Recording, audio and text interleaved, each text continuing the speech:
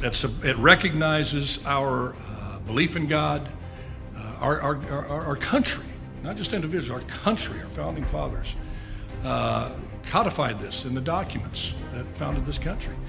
Our reliance, our belief in God, and our reliance upon God. Of that, there's just no debate on that. You may like it, may not like it. Declaration of Independence, we find these truths to be self-evident, that we are endowed by our Creator with certain inalienable rights, of which are life, liberty, and pursuit of happiness. It goes on in the Constitution to say we are putting together this Constitution in a preamble to secure the blessings, not only for ourselves, for posterity.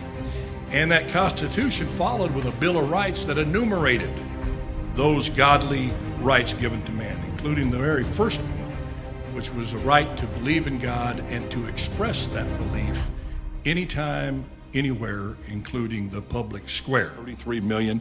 It's proven to the money investors that people want something to feed their souls, not just their worst desires. Absolutely. And yes, indeed. This kind of sums up my entire dialogue career on the heat of the night. You ready for this? Okay, this is it. My 7 years on the heat of the night. My dialogue all summarized into this. Get right on it, Chief.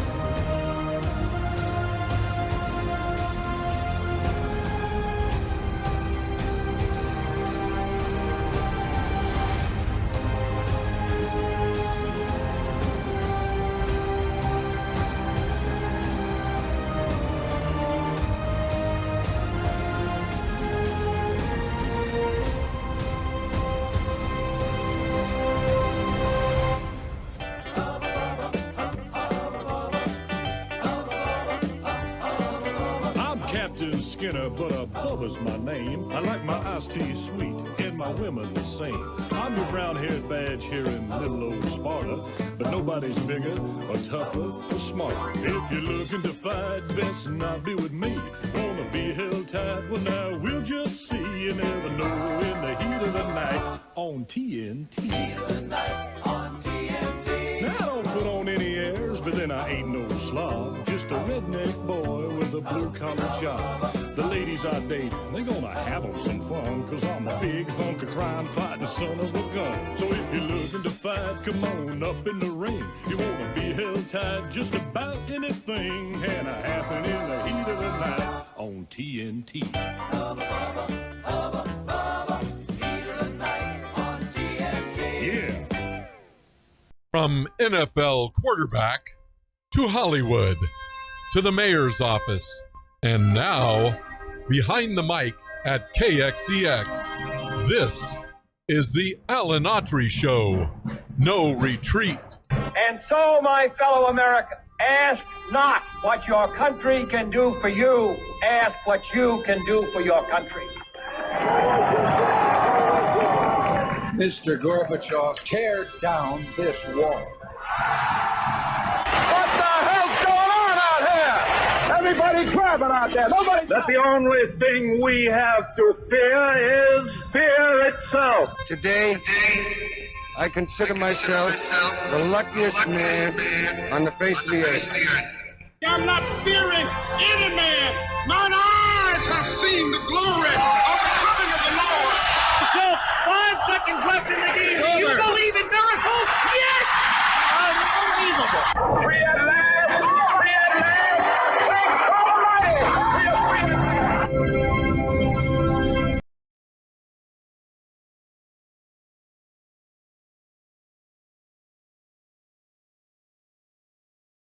KXEX. Call Alan now. 559-899-1550. And welcome to Alan Autry No Retreat. I'm old Alan Autry.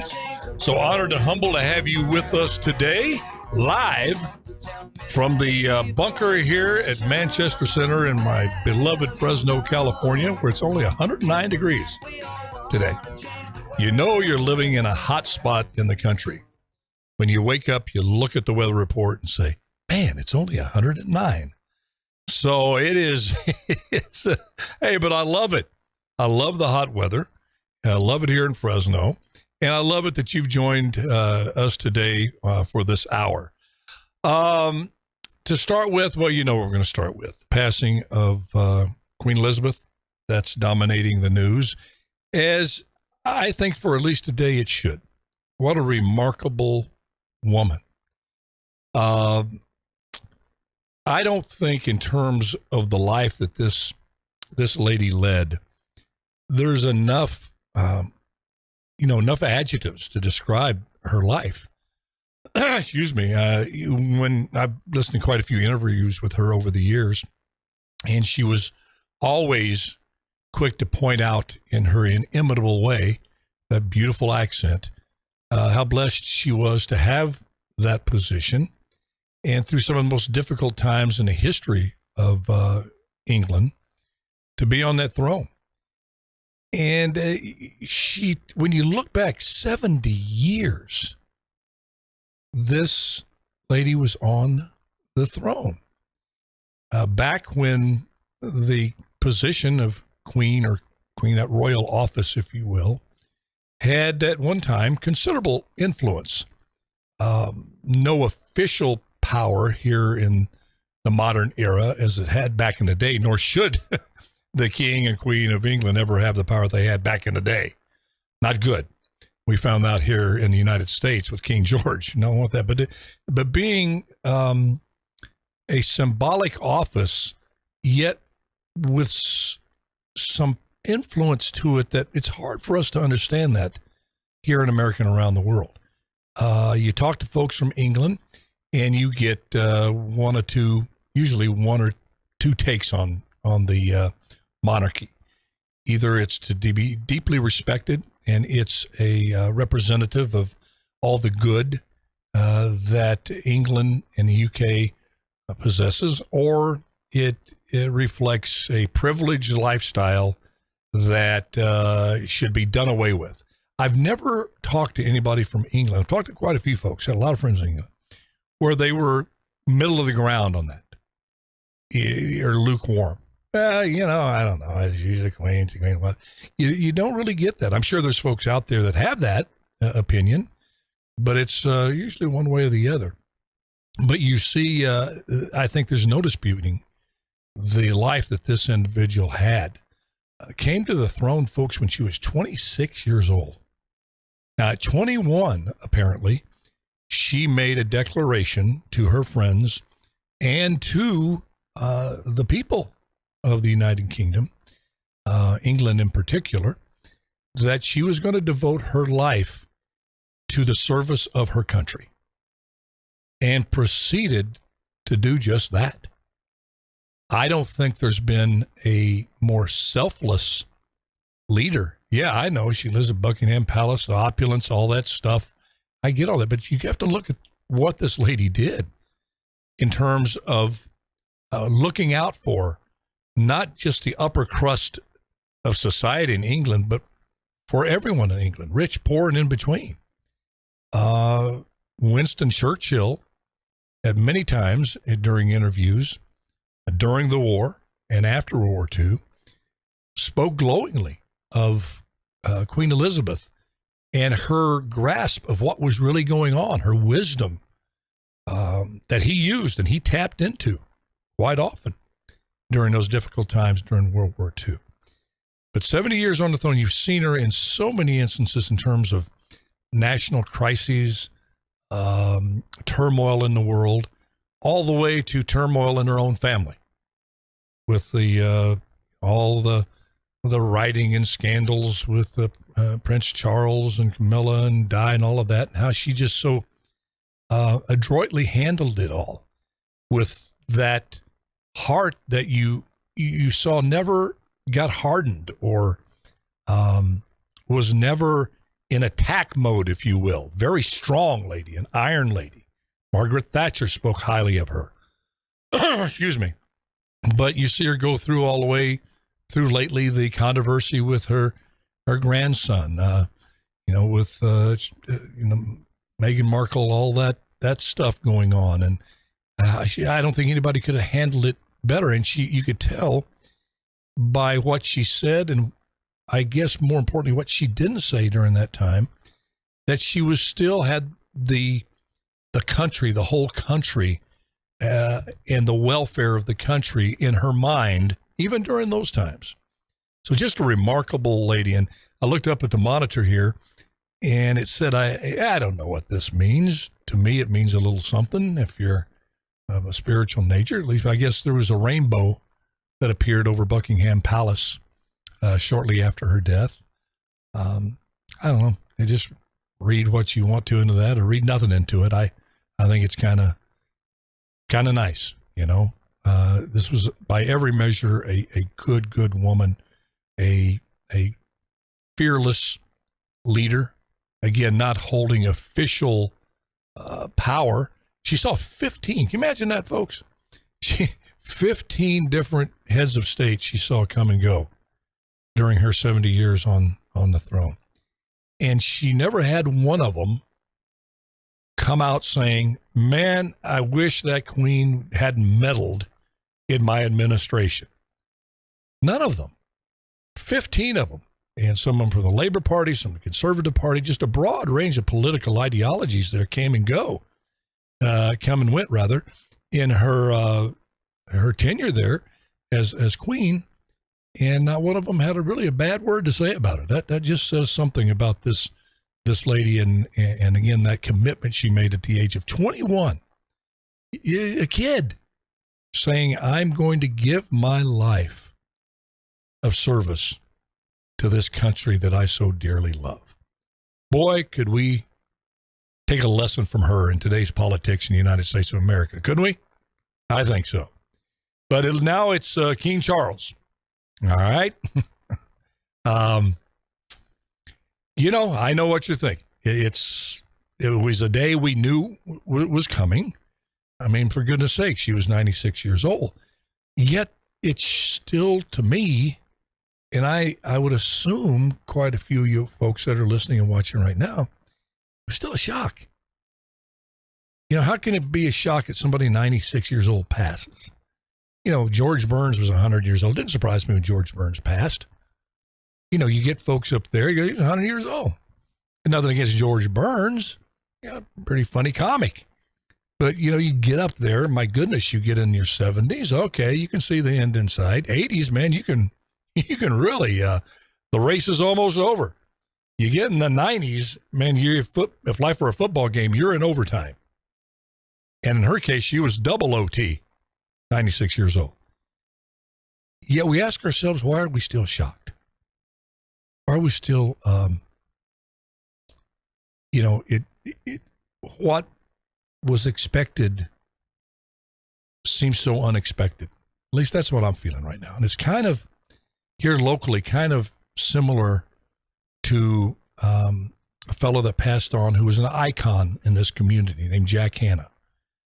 Just about a month and a half ago, passed away. And Jack was 88 years old.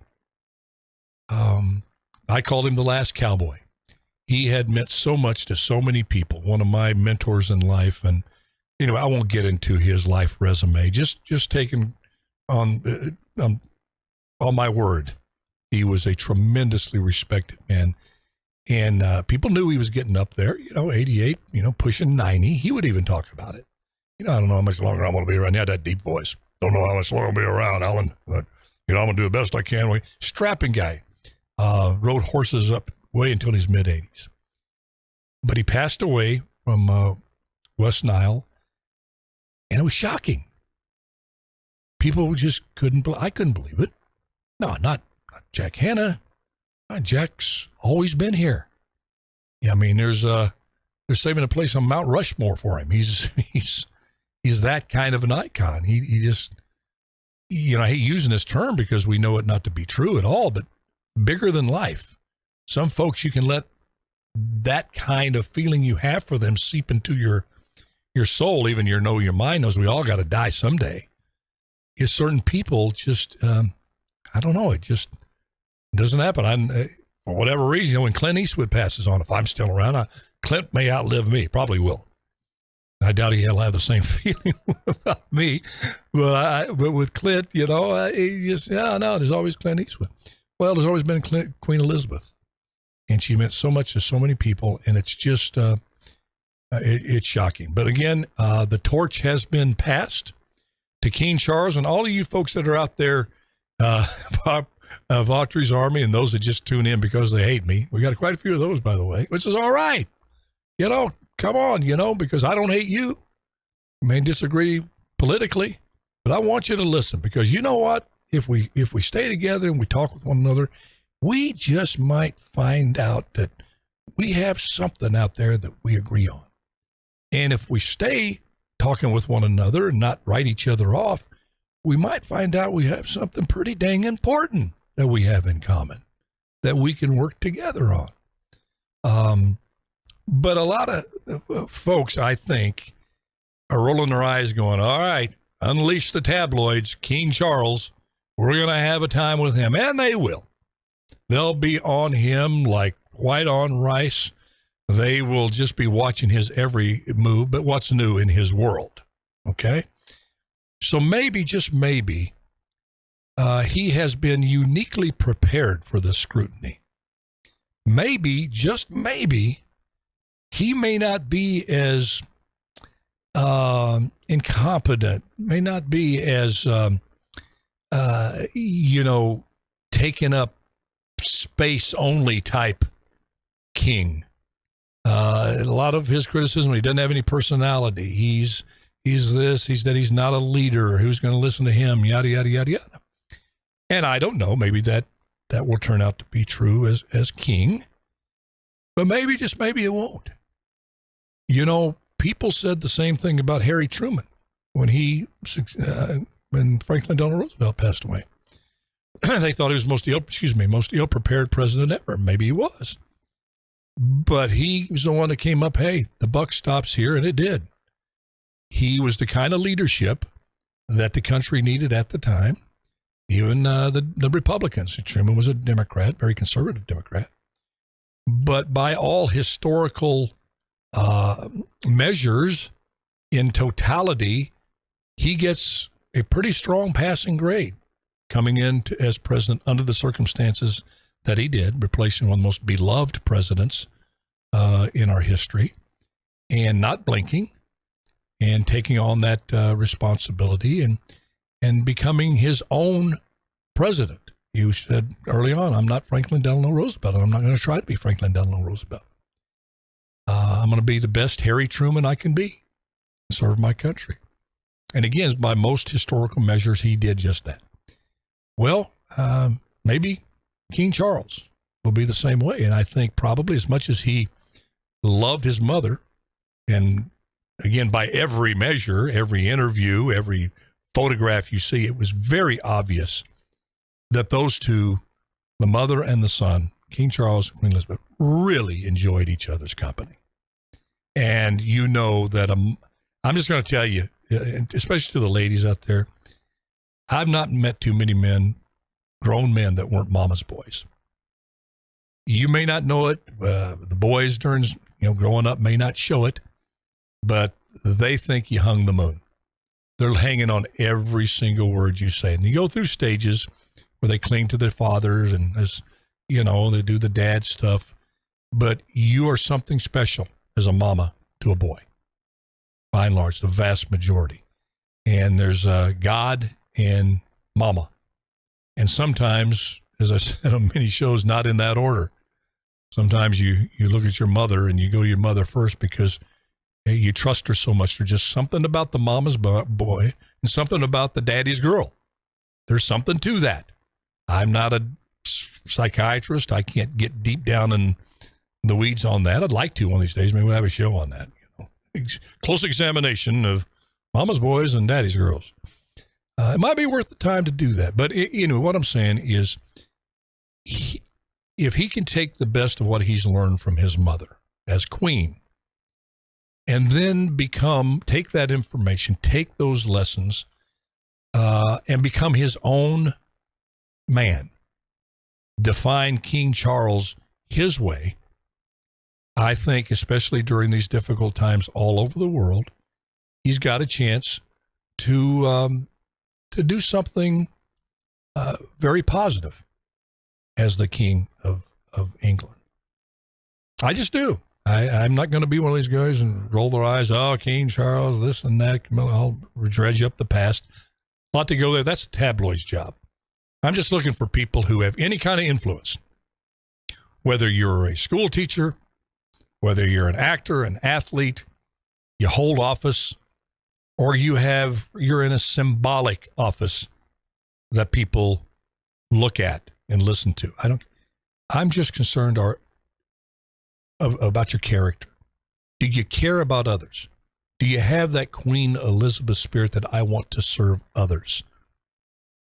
I'm going to put myself second to future generations with every decision I make. That is very difficult for human beings to do. It's almost supernatural to be able to do that.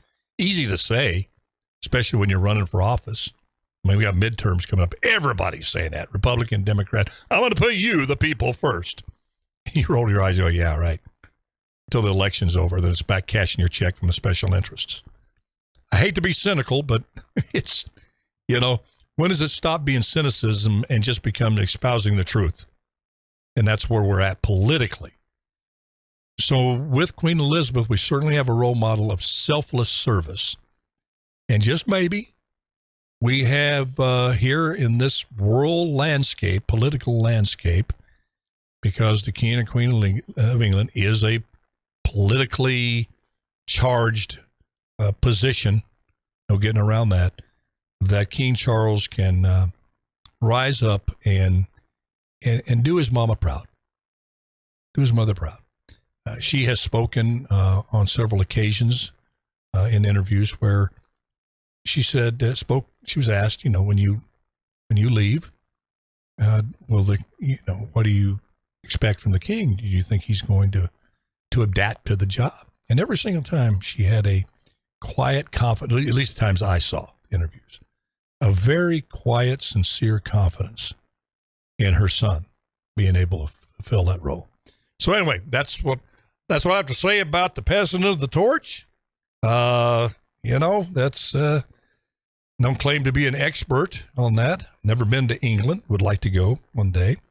But we wish him well and his family well. And again, Queen Elizabeth, who I understand was a great, strong woman of faith. I happen to know, and you believers out there know where she is now. And she's got that brand new body that will never grow old, never grow sick again. And we just thank her for her service, her godly, selfless service, not only to England, but the ramifications of what she did there, I think, reverberated around the entire world in a very positive way. This is Alan Autry, No Retreat. We'll be right back.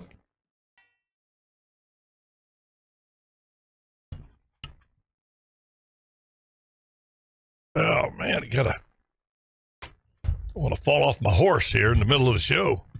Hold on, Trigger. Hold on now.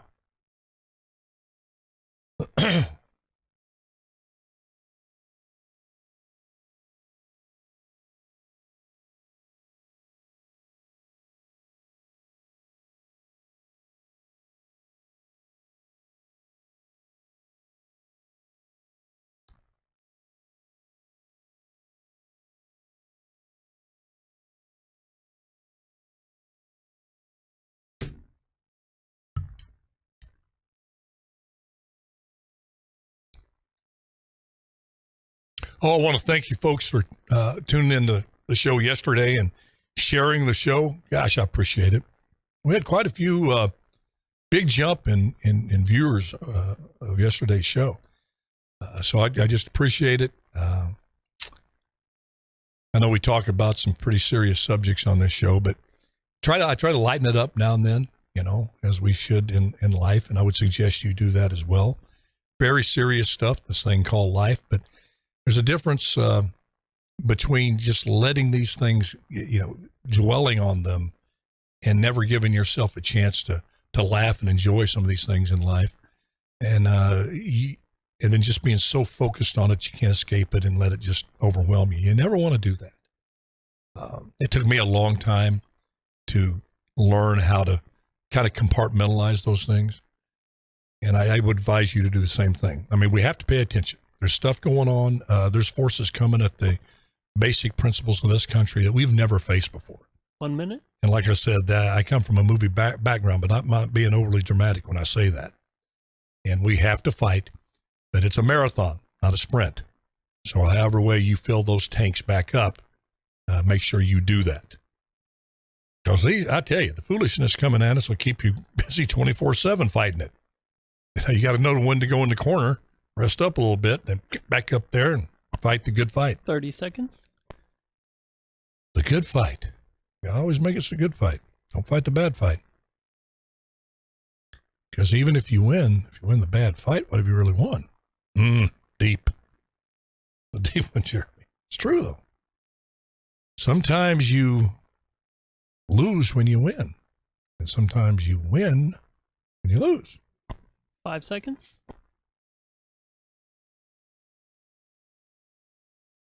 There again. Get a little criticism about my statement about Joe Biden not being a nice guy. All right?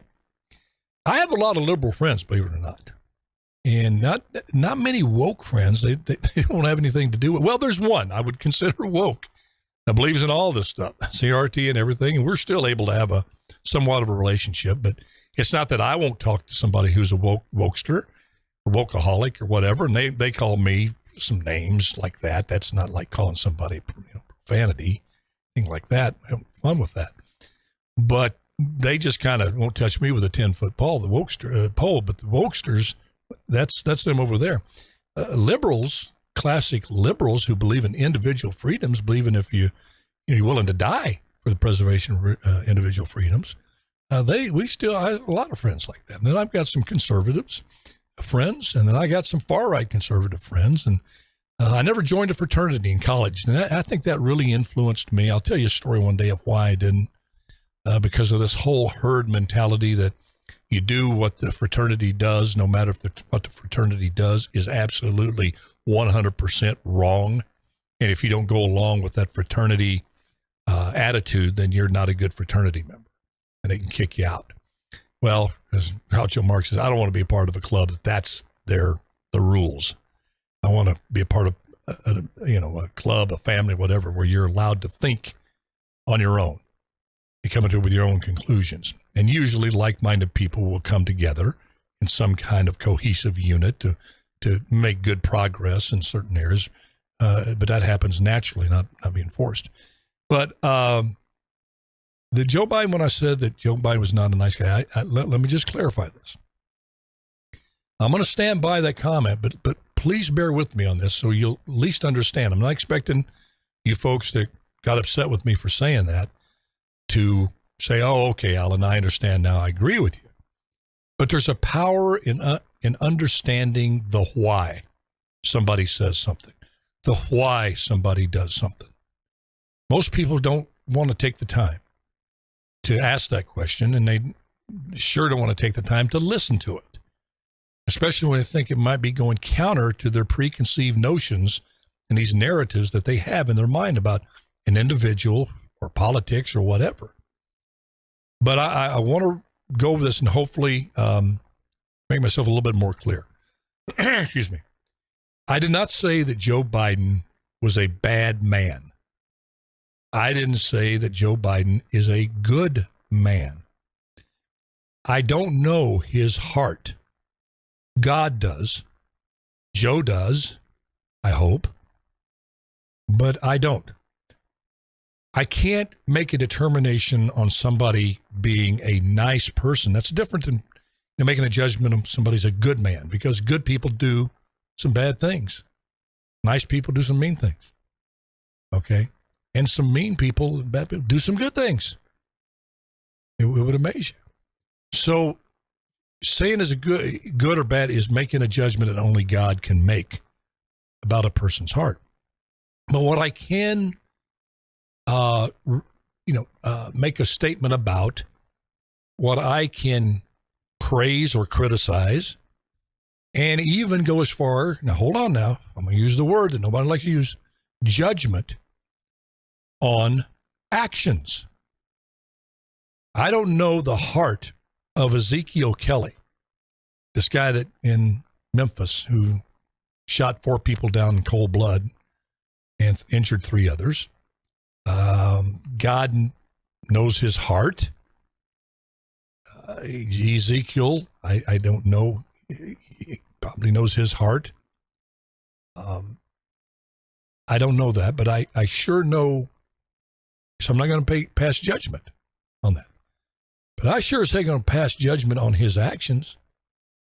He killed 4 people. And that is an evil act. It's not that's evil. It's no justification whatsoever when you randomly shoot down in cold blood 4 people. That's not a nice thing to do. That's not a nice person.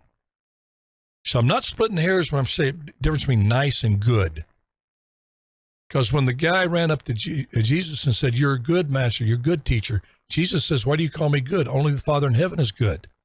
So that's a really important word, good. It stands for something that really God determines. So I'm all about behavior, what you say, even how you say it. I may wish that you conducted yourself a little bit better, that you don't use profanity. I always wish that, I would behave differently at different times. But that's my choice and your choice. It's President Trump's choice to behave and talk in a certain way, and it's Joe Biden's choice. And we can say we disagree with that or wish they would act differently, but I'm not going to judge them as a person. But as I said, I'm sure as hell going to judge their actions, because you know what? It's like the guy smoking over the next to me, smoking, his Camel cigarette or his Marlboro. And I'm saying, "Hey, do you mind not smoking here? It's a non-smoking section." And he says, "Hey, I'm the one smoking. This is my body. I can do whatever I want to." And I had this conversation one time with a guy. I said, "Yeah, I know. But you see, you're not keeping your action to yourself." "Yeah, I am." I said, "No, your secondhand smoke is coming over here with me. I'm having to breathe your behavior. And I don't want to breathe your behavior. I don't want cancer-causing substances in my body while I'm trying to eat my dinner." And I wouldn't have gotten to that far. I usually don't get in it if the guy hadn't just basically chose me off and said, basically, "To heck with you, Autry, I'm going to," even if it was no smoking. I don't know why the people didn't come up and ask him to politely leave. They didn't. So, to me, when you see policies put in place by a president or anybody who has power, those are the things that are going to affect me and you and our kids and our children, for the better or the worse. Not behavioral things and how a person talks or whether we think we'd like to hang out with them or not. Their policies are like that secondhand smoke. They waft over and they affect us. When you don't secure the border and you just let millions of people come in unchecked and you say, "Come on," sounds like a nice guy. Joe Biden told everybody in Central America, "Come on over, don't worry. Come one, come all." Sounds nice, doesn't it? But he of all people knows the dangerous, deadly journey he's encouraging people to make. I took this issue on when I was mayor, my first year in office, because I got to know these situations at the border, the awful things that happened at the border, the rapes, the murders, the human trafficking that happens on that the Mexico-American border. It is just evil beyond description. Some of the least kids, little girls getting raped. I know this is stuff to even talk about on radio. So I can say, that's not a nice thing to do, Joe. I know people elected you because you're an old grandfatherly looking figure. You check all the boxes. Older, looks to be wiser, talks kind of like he's in every person, every man. Espouses that you're there for everyone from Scranton to the little towns and the little guy, if you will, the champion of the little person, the powerless. You looked the part, you sounded the part, but you weren't who you say you were. And you're not who you say you are now. Why? Because as Forrest Gump's mom says, stupid is what stupid does. Well, your policies are is what policy does to people. And how can you call yourself a champion of the powerless when some of the least powerful people on our hemisphere, the poor in South America, make that trek, trying the worst terrain with paying people who are so unsavory, so evil, and going through basically hell on earth to get here, then that's not a nice thing. How can I call you nice? When you just turn tail and run in Afghanistan, you leave thousands and thousands of people behind who thought enough of America and the freedoms and liberty that we represented and fought and lost relatives along the way during this war in Afghanistan. And you just cut and run. And you see 4 of our soldiers blown up because you let the Taliban man the gates at the airport. Why? I mean, that's not a nice thing to do to people. And then you have your spokesperson and even you come out and say, well, we had to stick to this agreement that we had to get out of Afghanistan by a date certain. Why? Because Trump made us do it. Trump had made the agreement, so we have to stick with it. Well, it's not a nice thing to bald-faced lie. It's not nice to people. Why do I know they're full of excrement when he says that? And his spokespeople say that? Because let me just give you a few reasons. One of the first things, the very first thing I believe that Joe Biden did when he took office was undo a Trump agreement. And that was called the Mexico City policy that George W. Bush put in place that said if you take American money, you can't use it for direct abortions. Okay? You can't do it. When Barack Obama came in office, the first thing he did was suspend that. Said, here's taxpayer dollars from America. You can abort a baby anytime you want.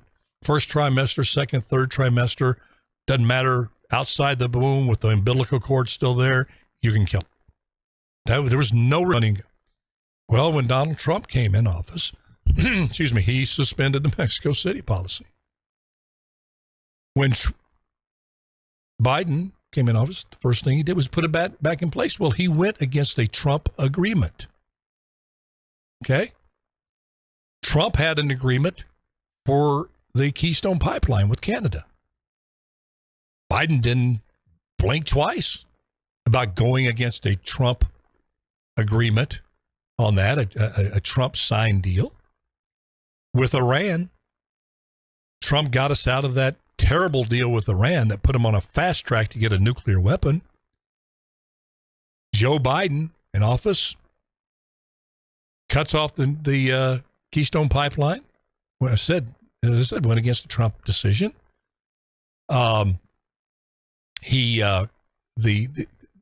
You look at instance after instance after instance. as I said, the Iranian deal. He's tripping over himself to try to get back into the Iranian deal. So down the line, you see him going against and trying to get rid of Trump agreements in any way he can, either through Congress or executive order. But then it comes to Afghanistan. You see where I'm going with this? I think you do. You suddenly say, we have to stay with the agreement here and do this surrender by this certain date and create all this chaos, kill all of these people, leave all these people behind, leave all $80 billion worth of military equipment behind because Trump made the deal. So, my goodness, that's not nice to lie to people like that. So that's why I say he's not a nice person. He's not acting. Let me put it this way. He's not acting like a nice person. Jordan Peterson draws a distinction when he's asked, do you believe in God? And he won't answer that question. He says, I act like I believe in God. Why? Because anybody can say I believe in God. But do you act like you believe in God? Do you forgive? Do you do unto others you have them do unto you? Do you try to live a life the way God would want you to live it? Action. Joe Biden can say he cares about the little guy, but your actions say otherwise. We just lost another little infant crossing the Rio Grande, drowned out there. You don't even mention it. Don't even mention it. That's not nice. It's beyond not nice, but I simply said Joe Biden is not a nice guy, is not acting like a nice guy. And I'm going to, what else do I have to go on besides somebody's actions? You can say Trump's a horrible person. He's a fascist. He hates minorities. Yet somehow he put in policies that created the lowest unemployment for black Americans in the history of our country. Okay. I guess he's an evil racist. Why? Because you say he is? Because he just has this no filter?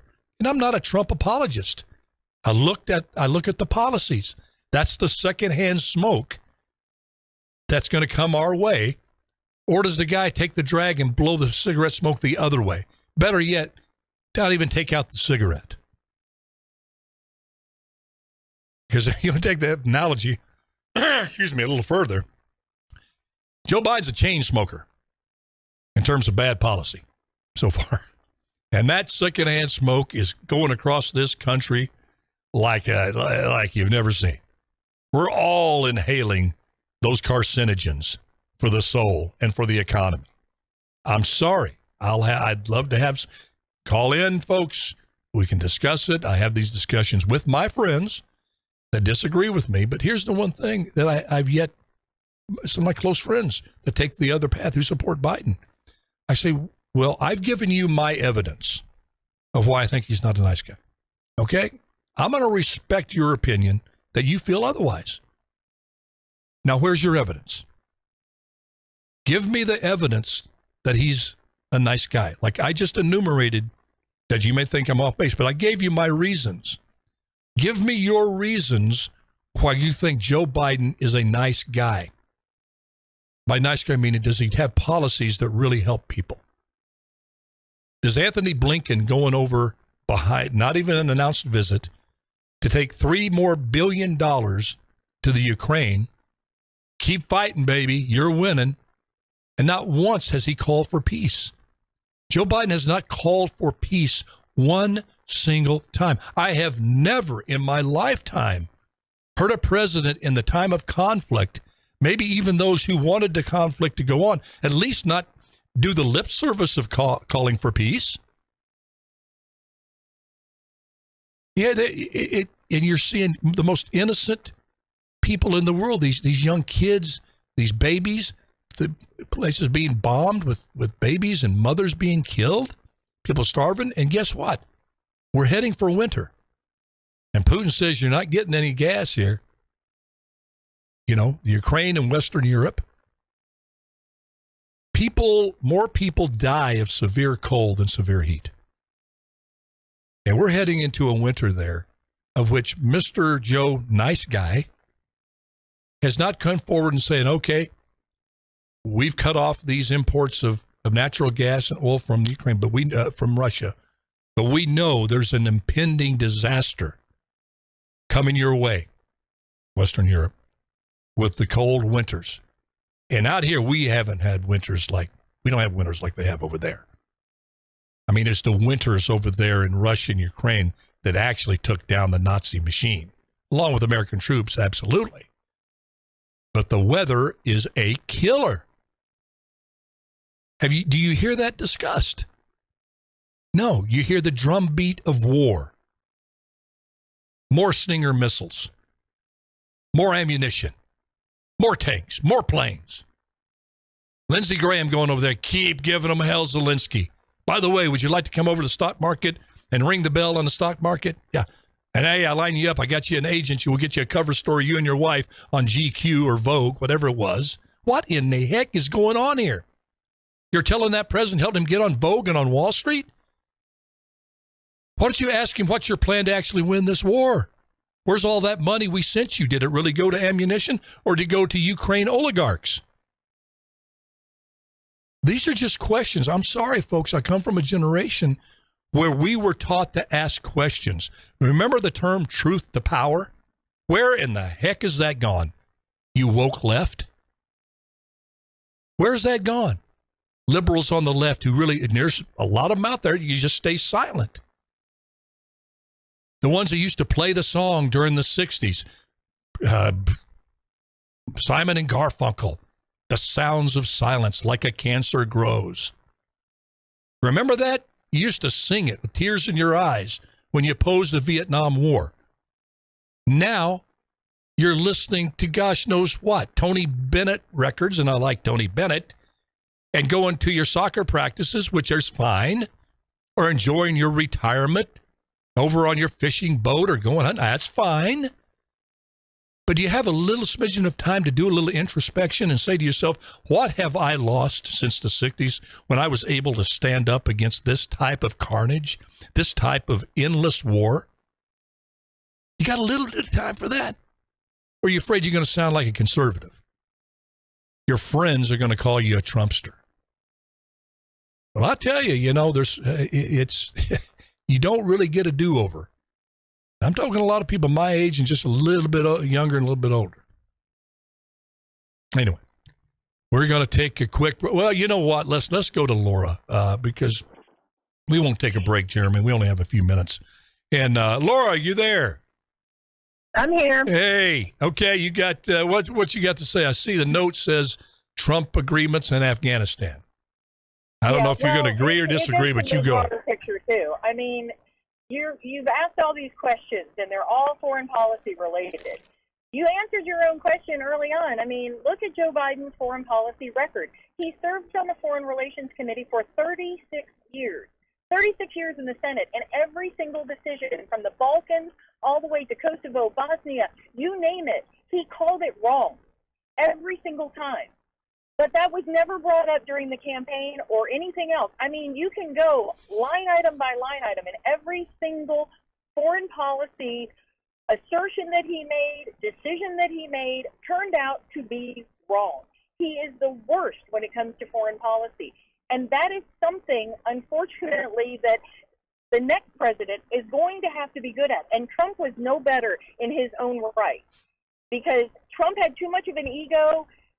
We need a Reagan, and I don't see one on the political front anywhere at this point, but that's what we need.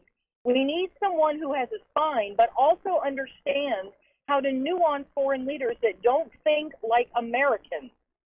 Mm-hmm. And we don't have that.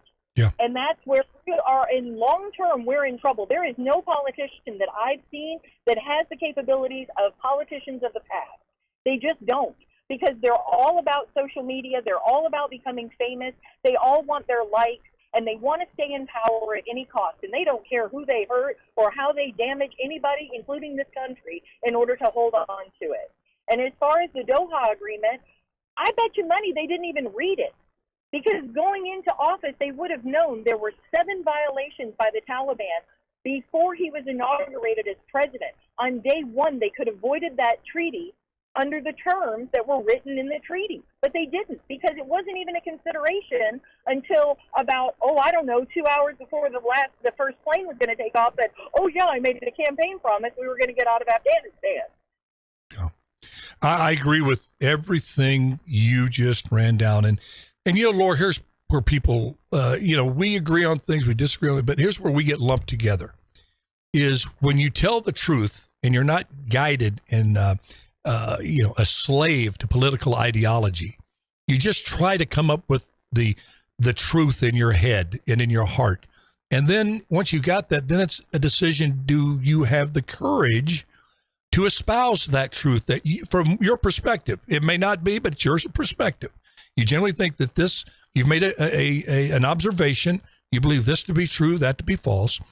And when you actually live that out, you get it from both sides. You're like the guy that comes in and the woman that comes in saying, hey, let's do the right thing. These two sides are fighting, and you get clipped by both of them. But I would say, I'm going to get trouble for saying what I'm about to say. We don't have Reagan in there now. We got Joe Biden. We don't have, that's who our president is if he can make it to 2024. And so, okay, who's in his ear? Who's guiding him? We know it's Blinken, to a great degree, some of the same characters that got us into the Iraq war and all that stuff, making themselves rich on it. We agree on that. But I would say to him, even if you went to a guy named Bill Clinton, he would have more adroit knowledge and wisdom on how to navigate this thing over in Ukraine and Western Europe than probably anybody on the left that you could go to. And I would imagine they probably haven't even made the phone call to him. The problem with that is now there's no, they missed that boat. They missed it. There is literally nothing that they bring to the table that's going to bring Putin to the table. Let me ask you this. Did they ever, let me ask you this, Laura. Let me ask you this, Laura. Do you think they ever even wanted to be on the boat? Listen, I think that this is my opinion on the whole thing as a collective. If Joe Biden really wanted to be the uniter in chief and he really, really wanted to do right in foreign policy, then I think he should have tapped Condoleezza Rice Absolutely. or another former Republican Secretary of State, because, number one, that would show you trying to unite this country by bringing Republicans into a Democratic administration. Number two, you are going to put the national security of this country ahead of your own ego. And he didn't do that. Had he done that, we wouldn't be in the pickle we're in now. I agree. I've always said that a special envoy, and this has been done in the past. If you ask Barack Obama and George W. Bush, you're going to point them and say, you go to the Middle East like Henry Kissinger used to. We don't have a Kissinger. Whether you hated him or liked him, he was an influencer. He understood he understand the levers to pull. He knew these people. You get yourself a special envoy and go over there and say, listen, first of all, negotiate a ceasefire. All right? There's so much, this thing is getting so out of hand. This winter's coming on. This thing's getting worse. We're having missiles, my goodness, coming a frog hair away from a nuclear power plant. I mean, this thing is getting to the point where really something hugely ugly is going to happen. And let me ask you this again, because we both have our same feelings about Anthony Blinken and his history of enriching himself with war in particular. Did it surprise you at all that he does this surprise under the radar screen visit to Ukraine carrying $3 more billion? It's obvious. He's setting himself up when he steps away, Secretary of State. He's going to make gazillions off the Ukrainian government. That's my take. What's your take? He is. And this is what you got to understand, and what people need to understand is not only Anthony Blinken, but his wife, Evan, as well, are neck deep in the Hunter Biden situation. So Joe Biden has known. He knew when he tapped him what he was getting. And he was okay with that. He was perfectly okay with that. And for me, that's a problem. We're past the point of a special envoy for anything regarding Russia, because Vladimir Putin, their economy only contracted 0.9% more than the United States' GDP. We're hurting more than him. Okay? Our people are hurting more than them. Yeah, I hear you. So where's all the pain from these sanctions? There's nothing. There's nothing they can offer him at the pump. At the gas pump here in America. That's where the pain is. And what they need to understand, too, is that unlike American presidents, Vladimir Putin is not going to be held accountable no matter how many Russians die. Well, Laura, I tell you, I think we need to send you and Elon Musk over there. Oh, no, we wouldn't get a lot of work done. We'll get Elon to convince Putin to take a ride up in his rocket. Next time, go up there and kind of just drop him off there at the moon and come back. Hey, we'll see you in a bit, Vladimir. We'll be back on the next trip. Putin doesn't like Elon very much. Well, we at KXEX, and I know Autry's Army love you, Laura. Thank you for calling in there. And God bless you. God bless America. And just remember, excuse me. Well, just remember, take your allergy medications. That's what you need to remember. No, remember, just do your best. Let God do the rest. You do that, things are going to turn out the way they're supposed to be. And good Lord willing, we will be here tomorrow on Free for All Friday. Bye-bye. Love you all. Who cares about the clouds?